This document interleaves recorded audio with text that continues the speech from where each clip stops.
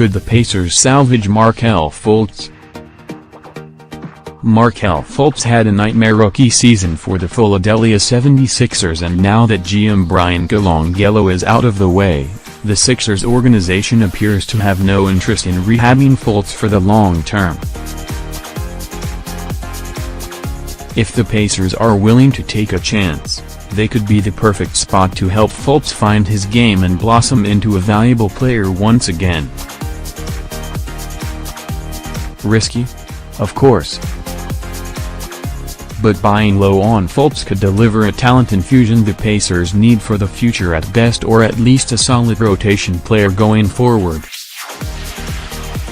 The fact the Sixers aren't all in on Fultz was apparent when they quickly pinned the trade with Boston and drafting of Fultz on Colangelo, as a move without much support internally.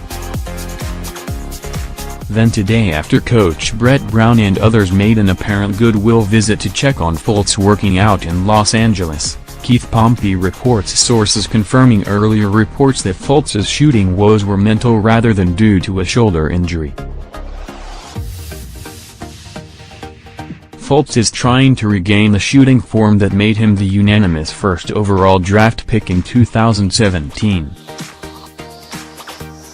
Brown wants him play in Summer League because he played in only 17 games this season.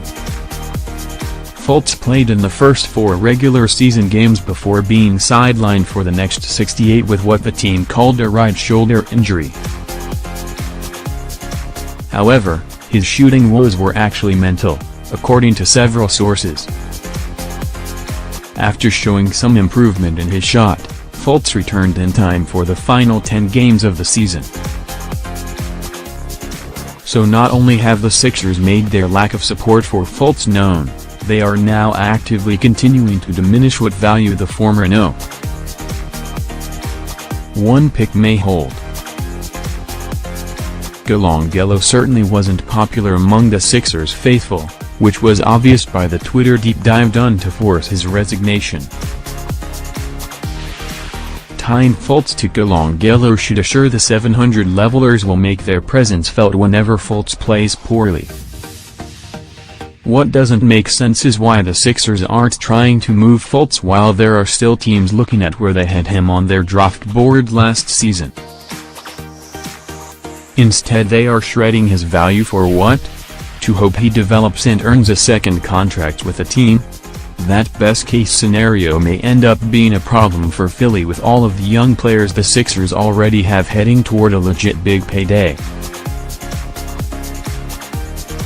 Worse, if the Sixers continue to drop the ball on developing Fultz, his value will sink even further by the trade deadline, let alone next summer.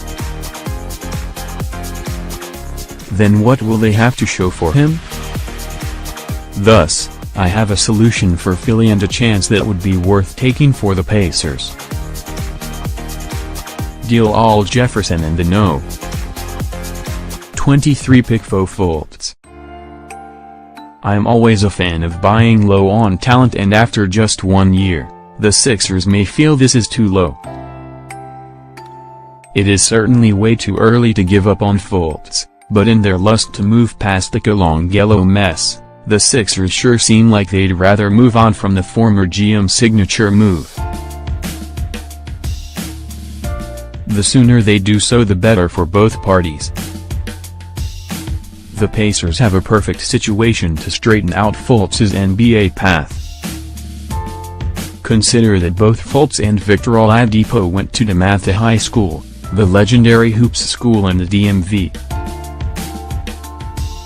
Vic not only provides a mentor Fultz can trust, but he will also bathe the young fella in the feathery lifestyle that transformed the Pacers' locker room last season.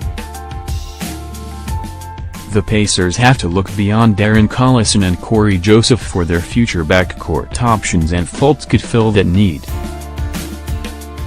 However, next year both vets would not only be helpful resources for Fultz, but also remove any pressure of bloated expectations, since the team's success won't rely on Fultz, who turned 20 in late May, producing right away.